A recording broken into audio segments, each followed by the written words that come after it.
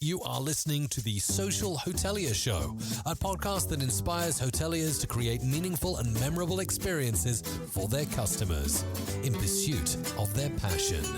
We share our views and experiences relating to hospitality, technological trends, and also relating to humanity. Here is your host, Sam-Erik Ruttmann. Welcome to the Social Hotelier Show. I'm your host, Sam-Erik Ruttmann, coming to you from Helsinki.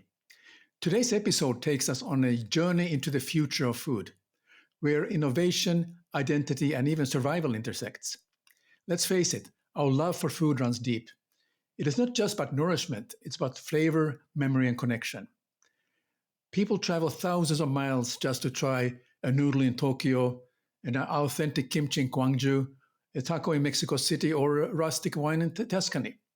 In fact, this has actually been a huge motivation for me why I started to work in the hospitality industry, because I love food. We crave new tastes, unfamiliar ingredients, and the stories that come with them. Food inspires us to venture beyond the familiar in many ways. It defines how we experience the world. But what happens when climate change, science, and shifting values radically change how and what we eat? What does that mean for chefs, hoteliers, and destinations that thrive on authenticity? My guest today is Dr. Yeoman, Professor of Disruption, Innovation, and New Phenomena in Hospitality and Tourism at the Hotel Management School, Leeuwarden, a renowned futurist and author of The Future of Food Tourism. In his newest edition, Ian doesn't just describe trends, he introduces 4 bold, even unsettling scenarios that challenge our assumption about the food we serve, the guests we welcome, and the culture we preserve. So get ready for a rich and provocative conversation that will make you rethink the role of food in our future. Ian, welcome to the show. Good afternoon. Good afternoon. Good afternoon, Sam. I'm so delighted that after a time we met in Zagreb, that I have you here as my guest, because I was so fascinated about your talk at that time. And I realized that you have written several books, and when you suggested to me certain topics, I caught up with it. The food was the first thing I was thinking about, because it has to do with how I started my time in the hospitality industry. But it's really exciting that you're taking a very fresh and maybe a radically different view on things and looking in the future. So what will motivate you to revisit your 2014 book and create these radically different futures for the food tourism? Several things. I think, first of all, like you, I'm interested in food because, as a professor in the hospitality and tourism industry, researching food, beer, and wine, why not? It's an excellent subject. You get to consume it and taste it. So it's part of life and part of what I enjoy and where it's going. And I've been doing future studies now for over 30 years. And I delve into different topics, from hotels to work to technology. But food's very close to my heart of where it is for various reasons. So I did a book back in 2014, 2015 about the future of food. And it's a collection of opinions about what people thought on the food direction. And when we were writing that book, people said very much the future they want. That's the question they want. And it was very much an extension of where we are now and going forward. So a lot of the collections and essays were about place. What does it mean to be French, and therefore how does it extend into our cuisine? There was a presumption food wouldn't change. The pizza in Italy would still be the same in 50 years. Malta would still be about rabbits and local dishes. The Netherlands would still be about bitten balls and cheese. But and that was a very linear approach. Nothing would change. And as a futurist, one of the fundamental rules of future studies is if you think it's not going to happen, or you think the idea is ridiculous, it probably will happen at some point in the future. And also, when you're doing future studies and scenario planning in particular, you've got to think, you can't predict one future because I don't know what the exact future would be. And you've got to talk about alternative ideas and different perspectives. Some are very linear. Some things don't change. Some things are alternative opinion, but other things are based on science fiction and transformation. But what got me thinking was, basically over the last 3 or 4 years, sustainability and climate change has come to the forefront of the debate. And I was thinking, the whole debate is about, we're not going to be at 1.5 degrees. We're going to be at 2.5, 3 degrees in the future.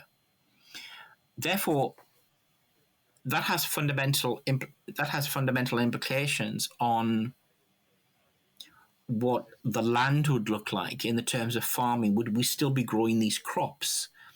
And if farming changes, whether it's new crops or less crops or new forms of wine or beer, etc., it means what we eat changes.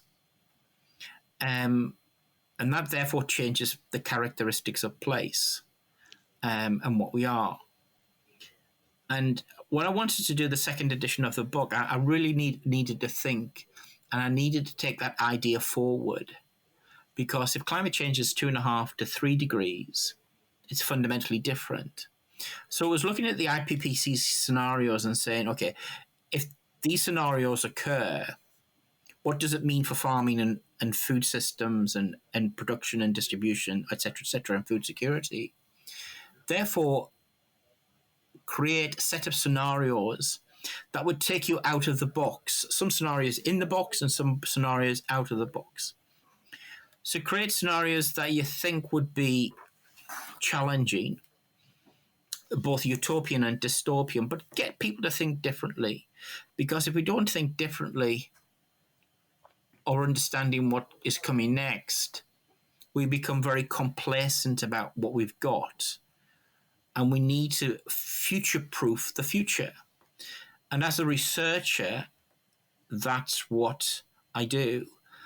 And as you said earlier, I have the job title of disruption, innovation, and new phenomena. Disruption is the change that's going to have, that's transformational and science fiction-y and is abrupt. Innovation is how businesses adapt to that model of the future. And new phenomena are the new products and experiences that emerge from all of this change. So that was the challenge from my dean here at the hotel school. Think differently, push the box out. Because you're a professor, so you're a global thought leader in what you do. So lead from the front and create something differently. So that's what we did. We created a set of scenarios and we went out to experts and asked them to respond to those scenarios differently. And, the book is 19 chapters and 12 of those chapters are about design challenges. If this is the future, what's the product or the experience for this environment, this scenario? So that's the story of the book. It's what could happen, what's possible. And it's a bit of fun as well. Yeah. And creativity, because I need to get students, industry, and researchers to get to the future. And the scenarios created that. So that's what the motivation was. That's what the purpose of the book was. And that's what we ended up in the terms of the final product. Okay. So with that great introduction and now understanding, perhaps we can start with the first scenario that you started with. I think it's Dr. Spock's restaurant. Yeah, Dr. Spock's restaurants. You can imagine where the idea came from. If you talk about science fiction and my generation, you've got to think of Spock in Star Trek. Yeah. So imagine if he had a restaurant, and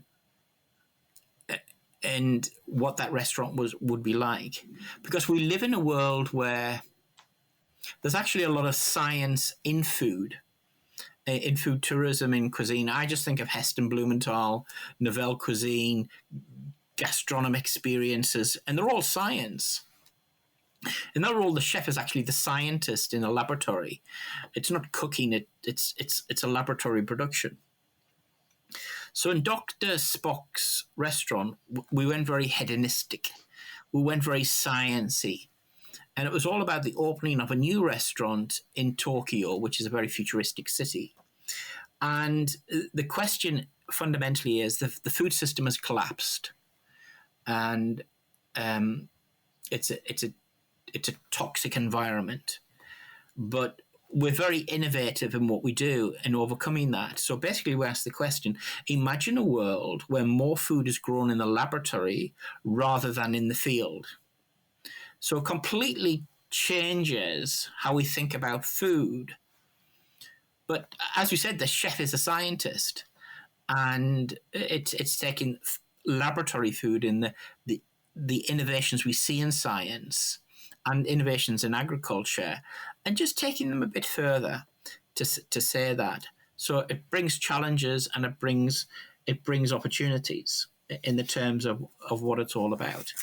Yeah. I mean, well, of course, now all the chefs that are listening in here, they're getting a little bit, start to think about how is their future. But if the chef becomes a scientist, or how will the soul of cooking disappear altogether if they are scientists and not the emotionally inspiring chefs? What is your thoughts on this? No, they don't. Because, as we said, there's already a lot of science in the kitchen. Yeah. And production techniques have evolved and changed over time. There's a lot more preciseness in how we cook. And the classical example of the last 3 or 4 years is the evolution of the sous vide machine. That water bath, that slow cooking, it produces a different taste and a different texture. Yes. And some people say it's a lot better because it's slow cooking. It's a different way to taste. It's a lot more nutritional. So it's a different concept of what we do. And if you look at how the oven's changed over the last 30 years, there's that evolution in the terms of technology and science of how we do.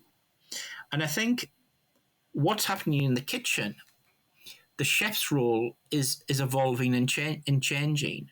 And one of the roles of a chef is there's a role there as a chef, as a scientist, in the terms of that construction.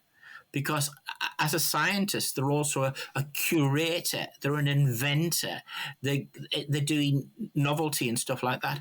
But also science is good in the terms of if you understand the science and what you're doing, there's the science of the food in the production system and the science of the food, the chef is actually also a nutritionist. We're all concerned about diet and what we eat and traceability, but the chef as a scientist wears that hat in the terms of nutrition. They're able to say to the consumer, this is what's in the food. This is the nutritional diet of where we go and what we do. So, and the chef is also,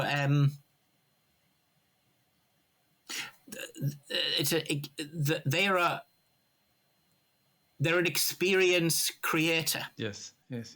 They are right at the heart of innovation societies what food does, and the chef wears that hat and wears that role. So to create that new novel experience where food becomes a lot more immersive and discussion, it becomes very fashionable. Mm-hmm. And it's a piece of art as well, which you see with your eyes. But you taste, it's the art of the taste as well. I talk about Heston Blumenthal, if there's a carrot in front of you, but it's actually a chocolate cake. It's a carrot that looks like a carrot, yes. But when you taste it, it's actually a chocolate cake when you taste it.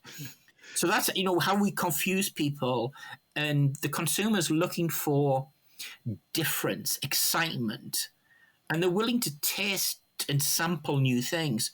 So science brings you that preciseness. So it's nothing to be scared about. It's part of the evolution of being the chef. And also within that, we toss in the things which are around us. we talk about consumers that are the adventurous foodie who tastes the insects or eats them. There's a famous restaurant in Copenhagen or Denmark where you eat the raw insects with the food. But we're also bringing the issues around the role of science in the development of food, in the terms of you can talk about cell-based food or in vitro-based food. We can talk about the creation of artificial meat. Yeah. We can talk about the creation of artificial fish as well, and in the terms of fish farms. So everything we've got in there is the role of science. And it's not to scare you, but it's to bring the debate to the forefront in the terms of what it is and what it is. Because we live in this society which is actually a lot more educated. In the 1960s, 4% of the population in Europe went to university, whereas today, 40 to 45% of school leavers go to university. So they're more educated, they understand science, they're more aware, they travel the world. So they're more sophisticated in the terms of things. But, tourism, hospitality is part of the experience economy, and science drives change and novelty. And the ultimate experience to me is food, because it uses all senses rather than just like tourism, just you see something and gazing, where food is you consume it. Yeah. So it's part of the advancement of food and cuisine. Okay. Now, some people may say, well, could science-based cuisine democratize gourmet dining or deepen culinary inequality? Well, I think democratization, that's an interesting question. There's several answers to that and different perspectives. If you look at the advancement of luxury, for example, luxury has advanced in society because it's all about the democratization. We've got more middle classes in the world, and as you get increased in middle classes, we experience different things. And right at the heart of the democratization of luxury has been food and cuisine in the terms of accessibility. We can afford to eat or treat ourselves in a Michelin-starred restaurant. We may not go there every day, but we're on holiday. It's a celebration. So all of that food becomes a point of democratization. And you've also got to remember how we access a Michelin-star restaurant. We do it at different points. So the lunch menu is different. The price for the lunch menu is usually different from the price of the dinner menu. There's always a special on somewhere. So restaurant prices and Michelin-starred restaurants price at different times in the terms of exclusivity. But even if you look at the history and the evolution of Michelin-starred restaurants, it's now about good cuisine. So a Michelin-starred restaurant can actually be a street vendor in Singapore to a 3-star Michelin restaurant in Oslo. That's right, yes. But they're just different. What the script is for a Michelin-star restaurant is changing. Mm-hmm. So there's a degree of democratization on one hand, but on the other hand, if you look at even so the Royal Mayfair scenario, which is more about exclusivity, luxury's changed in the terms of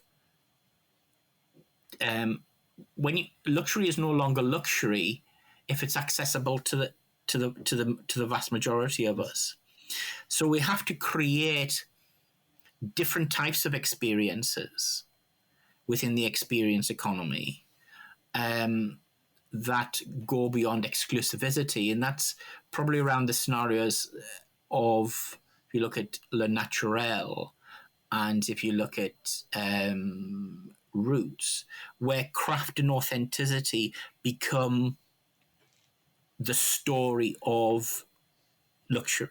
Yeah, a different aspect. So, some of the scenarios overlap and intertwine with each other. So perhaps we can then move over to the second scenario, La Naturelle food trail, where you've scenario shifts towards sustainability and wellness.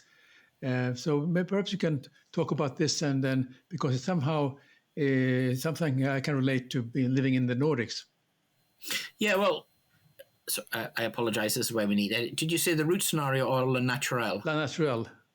Well, I think if you look at naturel, it was a provocative question.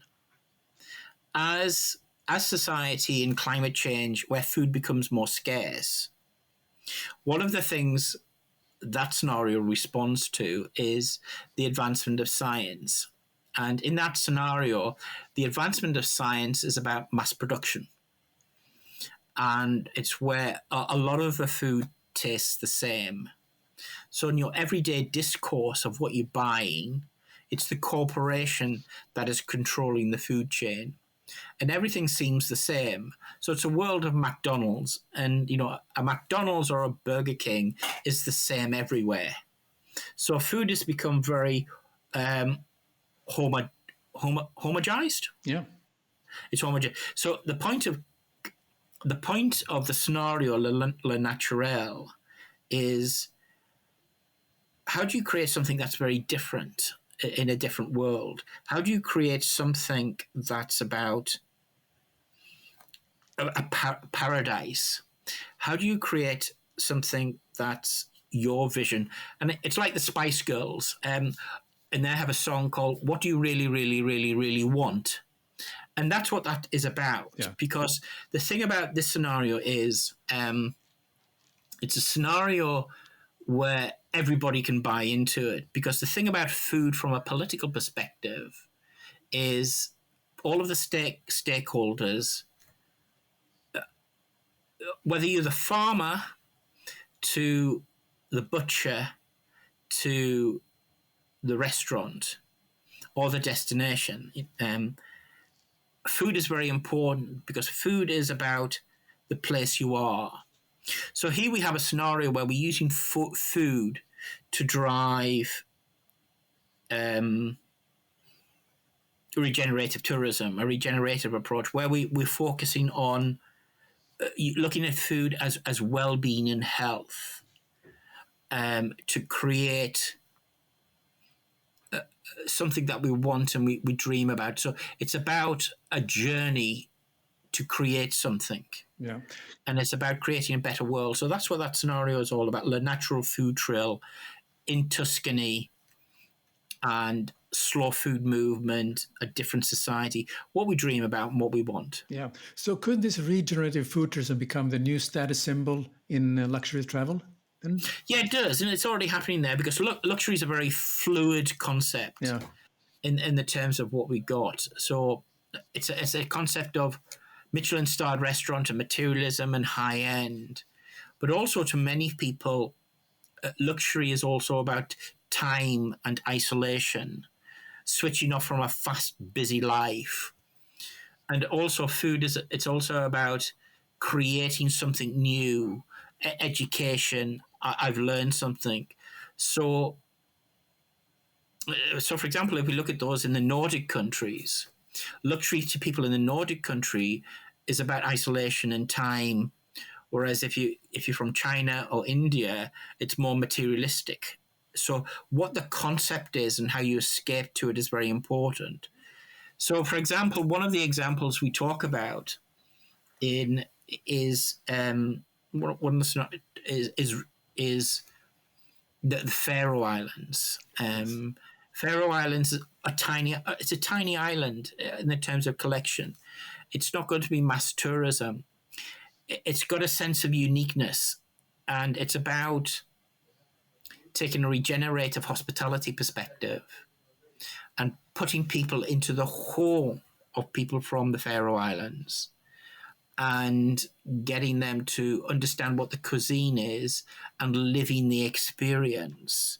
That's rustic, that's well-being, and it's small scale and slow scale and an immersive experience. So that's luxury. It's a very basic experience, but it's also expensive and high-end because of the degree of rarity and the limited capacity. So will the chef now have a wellness responsibility beyond taste and presentation? Yeah, they do. They do, and it's that the chef has a multiple role in society today. Yes. The chef is at the forefront of what food is. You've got the chef who's passionate about what his food and where it comes from. You've got the chef who's a food activist. They're the ones that are championing and creating the conversation about what food is and where it goes. You've got the chef as the innovator. You've got the chef as the historian, who is the one that's working with historical ingredients from the destination and creating new dishes. You've got the chef who's the ambassador for the living culture, the cultural identity of a place and the food that they create. So the chef has the chef or the head chef has a very broad understanding of cuisine, and they wear multiple hats going forward in the terms of what they do. So it's more than the kitchen. Yes. It's the story. It's the ambassador role. It's the historical role. There's a whole range of different things there. Yeah, I remember being in Alsace, in France, where we stayed in a very nice hotel, and the chef was, when they presented the menu, they clearly made us understand that everything which is on the menu, all the produce and ingredients, is within the 3-kilometer radius. So, yeah. And they're relying on the seasonality, so you don't expect to see fresh squeezed orange juice there in the morning, but you have some berries, or something like that. And I was fascinated about this idea, and I love orange juice. I thought, well, if I have to go for orange juice, then I better go to Sicily or Spain or Italy. But I was really impressed about their commitment to that responsibility about this idea that they only buy from or get from the local community. So that's really a regenerative way of handling this. So I was really impressed about it.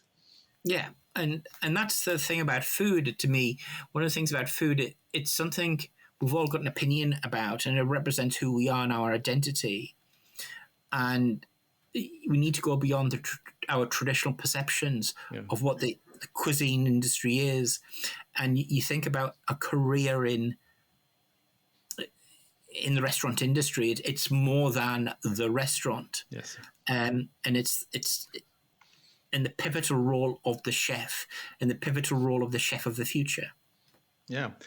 So let's move over then to the Royal Mayfair. It's a little bit of a darker vision, I feel. Yes and no. Okay.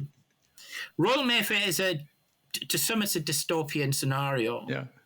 But luxury is about exclusivity. Yeah. And it's about, can you afford to go there in the terms of so this is a world to me, and this story was actually motivation by a film called Soylent Green. Yes. With Charlton Heston. Soylent Green are people. Yeah, Soylent Green are people and that type of thing. But if you were rich in society, you could afford real food. Yeah. And you lived in a gated communities, whereas the masses just had Soylent Green, which was a food tablet. Yeah. So we just extended that out and looked at that story and recreated it, looking at a dystopian world where there's the haves and the have-nots, exclusive restaurants in the Royal Mayfair Square Mile of London. The British government is running out of money. The royal family is in poverty, so they have to, you can dine with the King and Queen of England. Buckingham Palace is sponsored by Disneyland, and they've got a McDonald's at Holyrood Palace. So it's all about revenue and generosity and stuff like that. It's not narcissism, hedonistic. I've got money, so I'm going to enjoy it. Whereas you, the common people, you're my servants. You can you serve me. I may give you a few crumbs once in a while and experience that in the terms of that. But it's also a lot about innovation. Yeah. and about driving that.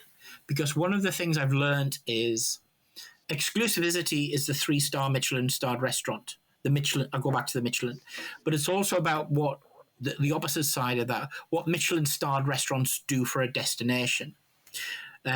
Exclusive restaurants are the pioneers, the early adopters of trends.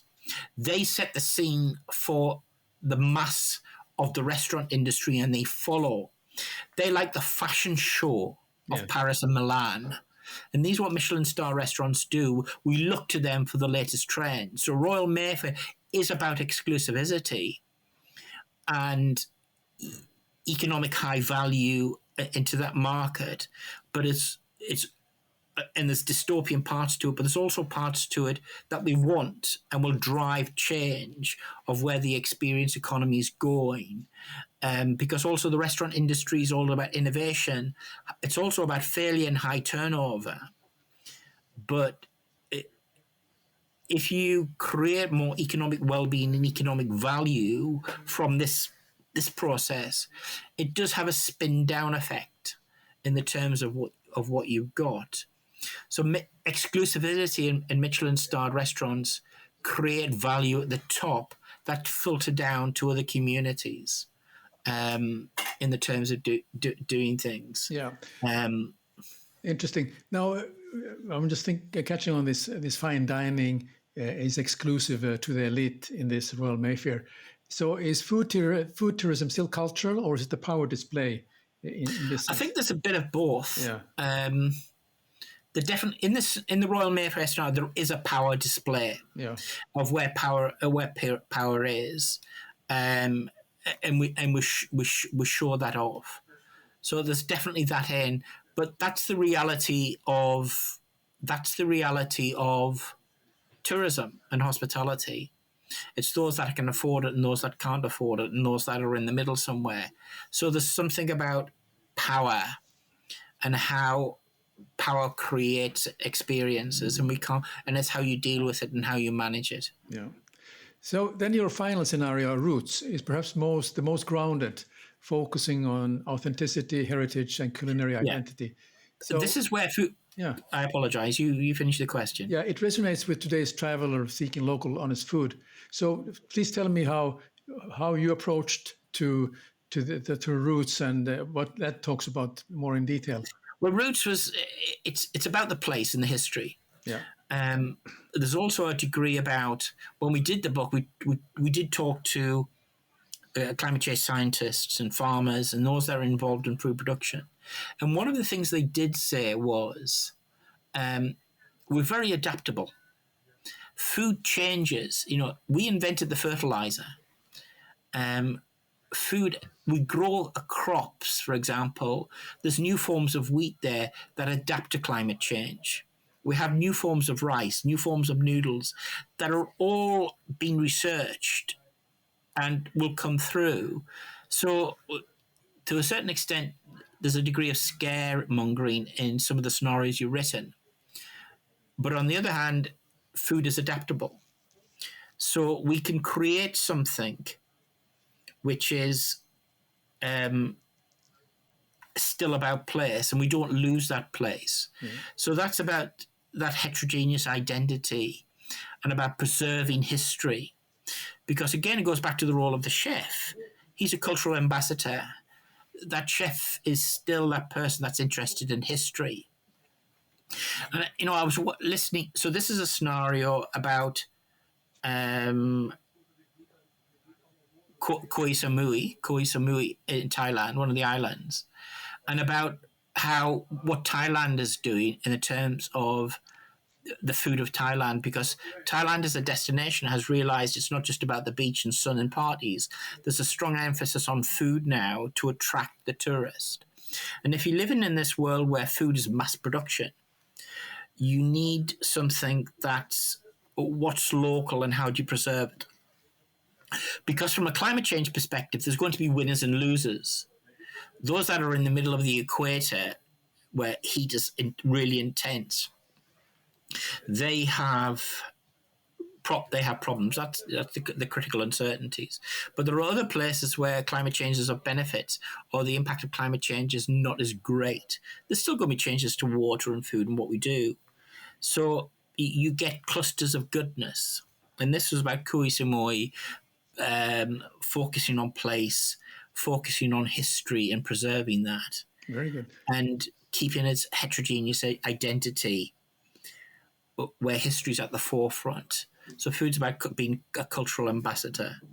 And it's also very community orientated, where everybody's involved and everybody has a responsibility for food and that type of thing. Yeah.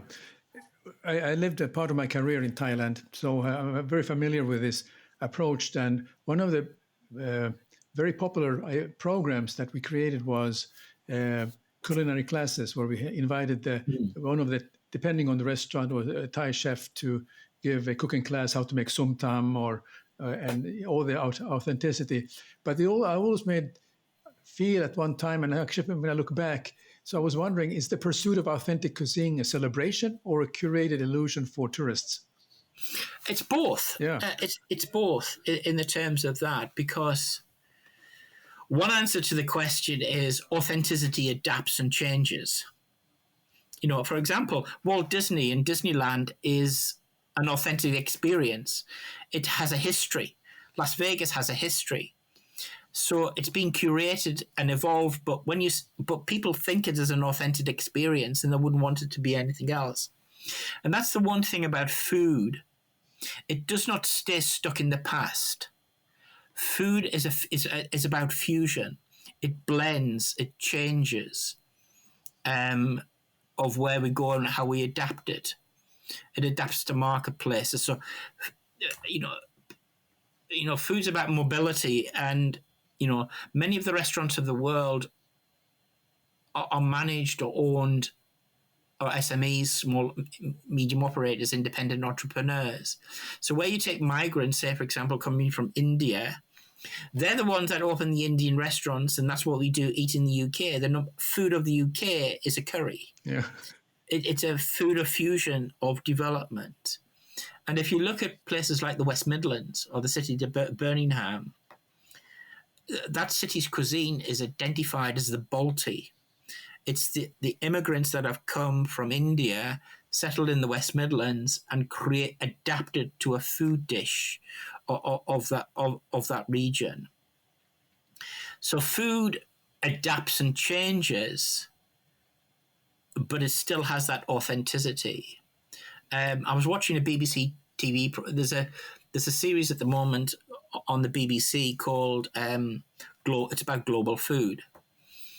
And we were looking at the food of Poland and the humble dumpling. And one of the roles of the chef has been twofold. What are the historical ingredients and fillings you associate with the Polish dumpling? And presenting that food to the consumer, but also taking the humble dumpling and being innovative with new flavors and new concepts and presenting it different ways. So it's still right. The dumpling in Poland is still at the heart of cuisine, of what it is. And it's authentic, but it's also adapted. So it's staged, but it's also rustic. But that's the great thing about food. It has diversity. Yeah. But what it's all about is good food, cooked the right way, presented the right way, in a very professional manner. And that's what cuisine and food tourism is all about. Yeah. Fascinating, all these different scenarios. So if we move over into the design challenges, and each scenario raises design challenges, what new experience could emerge, and so on.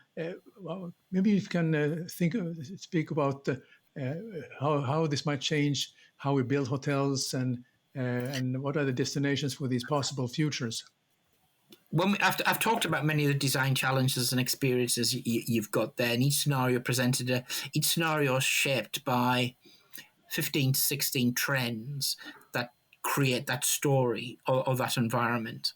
And the design challenges were about taking some of the trends that were in there and redesigning things. So, in one of the scenarios, there's a number of scenarios we can talk about, but one of the scenarios was about the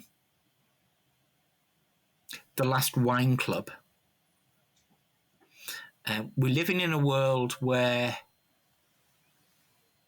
climate change has been very significant.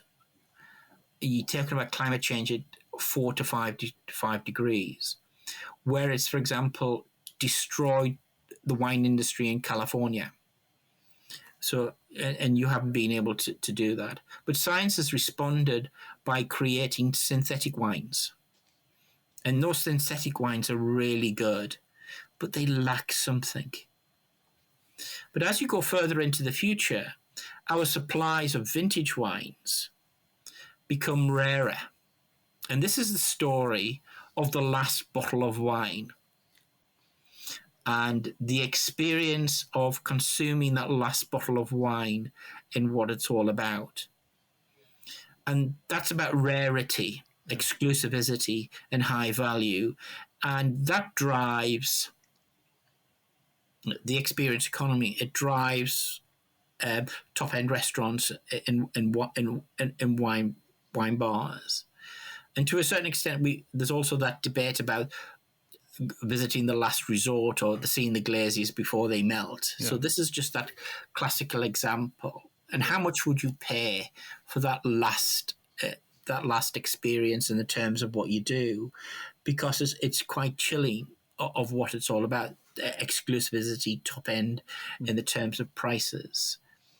But luxury is about exclusivity and doing that. So that's one example of doing that. So it's where you do. We talk about Royal Mayfair and the chapter by Susan Harkinson from AUT University in New Zealand, and she talks about the royal family selling itself out.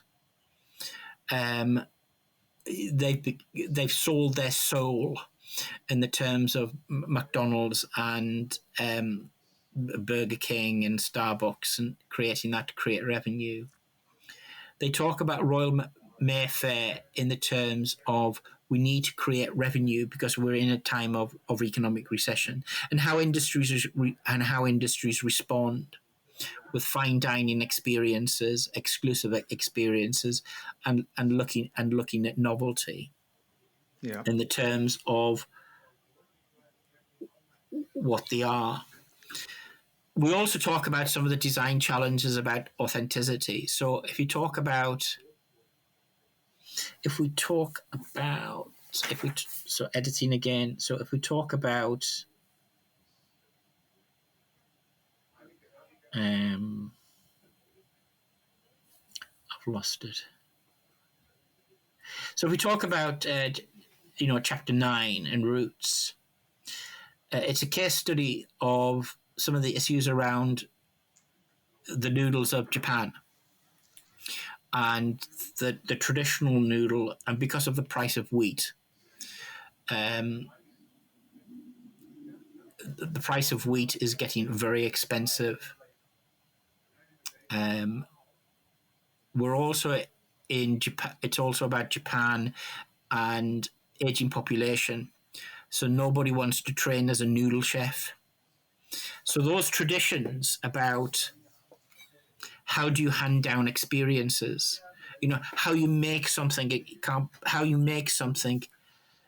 is tacit knowledge. You've got to learn to be a noodle chef on the job to make the best noodles in the world. And how do you create that, and what do you do in the terms of that? So the loss of the noodle in Japan as a consequence in the terms of that high-end authentic experiences, in the terms of doing that. Yeah. We've talked about home hospitality and the Faroe Islands and some of the design challenges that we've got there, and how the islands can use cultural identity and what the food is to create a very immersive local experience that everybody can buy into. in terms of, because regenerative hospitality and regenerative food is about everybody being involved in the terms of doing things, and that becomes extremely important. Yeah. So, but on the other hand, it is we talk about new restaurants. If you look at Dr. Spock's restaurant, we look at the present debate about cell-based food, because at the moment, in vitro food is only available to buy in Singapore. You can go. There's one licensed butcher, there's one licensed restaurant where you can go to get this type of food, and there's also a fear of science and change, because we've had all of the debates about GM food and we want something natural and that type of thing. But we're creating the debate. It's all about price and accessibility. Where do you trade off price and overcoming your fear of science to eat that in the terms of doing things? So there's lots going on in the terms of doing things. And we talk about here in Leeuwarden, we talked about the advancements of science in the Wadden Sea area, because the food here in Leeuwarden, the northern provinces of the Netherlands, is very earthy and very salty. So how do you take the science of salt and taste to create new types of species in the terms of new types of fish, new types of seaweed? How do you use the water in the sea to change flavors? Because flavors is right at the heart of science and what we do. So the purpose of the design challenges was to drive innovation, because the restaurant industry, the restaurant industry is all about innovation. It's a very entrepreneurial, adaptive, fast-paced industries where you have diversity, and it's also about opportunity. The restaurant industry, the food industry, never stands still. Yeah. How should the hoteliers or chefs start to future-proofing today? Because I'm sure that the chefs who are listening in here, some of them are getting wondering, where is the future now? So any tips you can just give them to calm them down? Yeah, well, I think let's look at the role of the chef. There's actually less. There's a real big issue about chefs at the moment. There's less of them. Yeah. So I think as a chef, the chef is not the chef anymore. Yeah. The chef is now an ambassador and a food activist. So the role of the chef changes. Is you've got to be at the forefront of representing the changing values in society. You are the new ambassadors. You are the new climate change activists in the terms of where you go. And if you're doing that, you become the center of the community. You become the spokesperson of change around climate change. But the thing about food is not just about the environment. You embrace innovation, new ideas, new foods. Your consumer and the person that eats what you produce wants novelty, wants that new experience. So you embrace innovation. You adapt to new ideas of food service. We talked. One of the scenarios talks about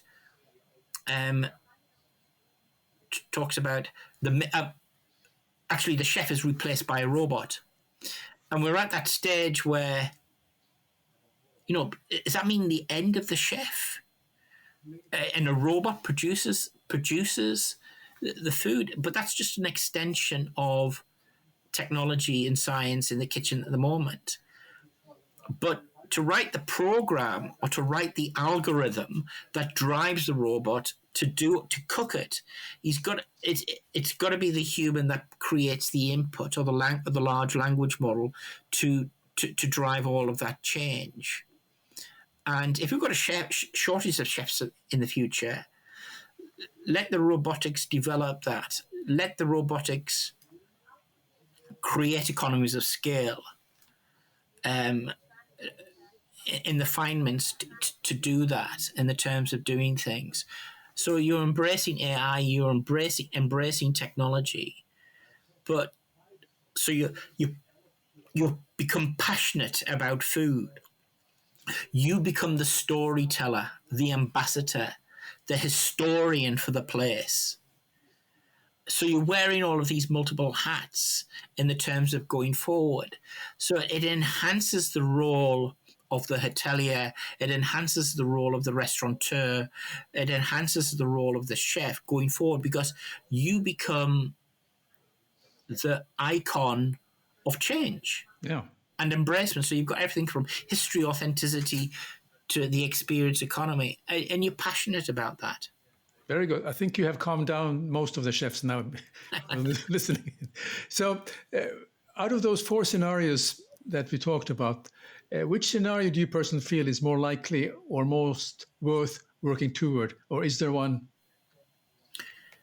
I think there's a degree of when you do scenarios, there's a degree of truth in all of them. Yeah. There's not just one pathway of what we do. We as a consumer are interested in breadth and novelty and experiences. We want to taste something new in the terms of sampling, but we also want safety and authenticity. So there's you need to ask the question, look at all 4 scenarios and what conclusions do you draw of what you want. But also with the 4 scenarios, it gives destinations or restaurants or businesses the opportunity to say, this is the pathway I want to follow, and this is what I want to do. Because the restaurant industry is not just about doing everything, it's about doing something. So look at the 4 scenarios and you pick up what you feel comfortable with in the terms of going forward. Because they're all shaped, each scenario is shaped by 15 to 16 different trends in the terms of what you go. But the key things I'm trying to say is innovation and sustainability go together. Yeah. But climate change is going to happen, but to deal with it, we drive sustainability in parallel with innovation, and they come together to create something, to preserve the past or to create something new. Very good. Okay, there's clearly a call to action to all the chefs and hoteliers who are listening in. So which is the pathway you would like to follow? So please write in the comment, and I will summarize all the comments, and I'll pass them back to Dr. Ian Yeoman as a appreciation of that he has been here today. So my final question then is, what is sort of how do people find you, or how can they reach out if they want to connect with you, and how can they find the book that's coming out, and so on? Well, the book's available on Channel View's website, which I'll send you the link, channelview.com. Okay. And I'll also give you the discount code for the book.